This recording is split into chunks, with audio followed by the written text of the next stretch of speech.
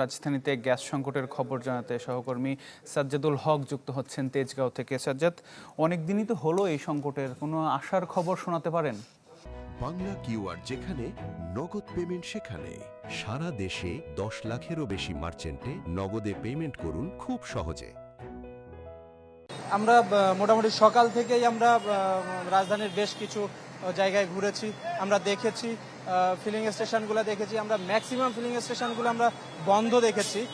কারণ তারা বলছেন, তাদের সাথে আমরা কথা বলেছি, তারা বলছেন যে গ্যাস একেবারেই তারা পাচ্ছেন না, এ কারণে তারা বন্ধ করে রেখেছেন। অন্যদিকে আমরা যারা সিএনজি চালিত যারা থ্রি হুইলার রয়েছে তাদের দেখেছি আমরা, তারা নানাভাবে তাদের ক্ষোভ প্রকাশ করেছে এবং নানাভাবে তারা মোটামুটিভাবে এই সমস্যাটা সমাধানের চেষ্টার কথা বলছেন বারবার। এছাড়াও আমরা সিএনজি স্টেশন কর্তৃপক্ষ যারা আছে বা সিএনজি স্টেশনে যারা আসলে কর্মরত আছে তাদের সাথেও আমরা কথা বলে দেখেছি। তারাও বলছে যে আসলে এই গত মাসের 21 তারিখ থেকে আসলে এই সমস্যাটা শুরু হয়, তারপর থেকেই তারা একেবারেই গ্যাস তাদের লাইনে একেবারেই চাপ পাচ্ছে না তারা, এজন্য তারা গ্যাস সরবরাহ তারা করতে পারছে না এবং সিএনজি এবং অন্যান্য যে সকল সিএনজি চালিত যে সকল যানবাহন আছে সে সকল যানবাহনেও তারা আসলে সিএনজি প্রোভাইড করতে পারছে না, গ্যাস প্রোভাইড করতে পারছে না তারা। তো সব মিলিয়ে আসলে বিভিন্ন ধরনের সমস্যার ভেতরেই আসলে পড়েছে এবং নানাভাবে ক্ষোভ প্রকাশ করছে এই সিএনজি খাতে যারা আসলে সিএনজি চালিত যানবাহন যারা চালিয়ে থাকে। এর আগে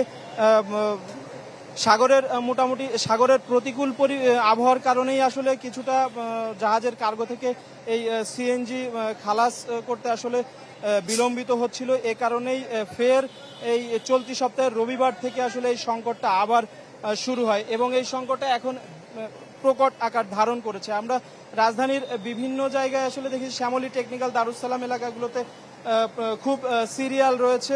এছাড়াও মোটামুটি রামপুরা এলাকাগুলো পাম্পগুলো একেবারেই মোটামুটি বেশ মানে সব পাম্পগুলো মোটামুটি বন্ধ করে রেখেছে। আসলে সিএনজি স্টেশনগুলো থেকে এই ছিল সর্বশেষ আমার কাছে। জি সাজ্জাদ, অনেক ধন্যবাদ যুক্ত হবার জন্য। গ্যাস সংকটের খবর জানাচ্ছেন আমাদের সহকর্মী সাজ্জাদুল হক।